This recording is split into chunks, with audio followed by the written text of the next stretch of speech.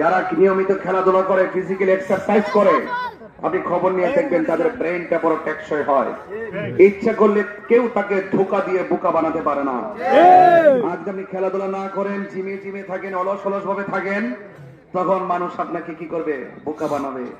হুট করে দেখবেন একটা বুদ্ধি কুপরামর্শ দিছে, আপনার বিবেক আর কাজ করে নাই, কয় একলা একলা পয়সার কি কোর মধ্যে নেশাটা করে লই।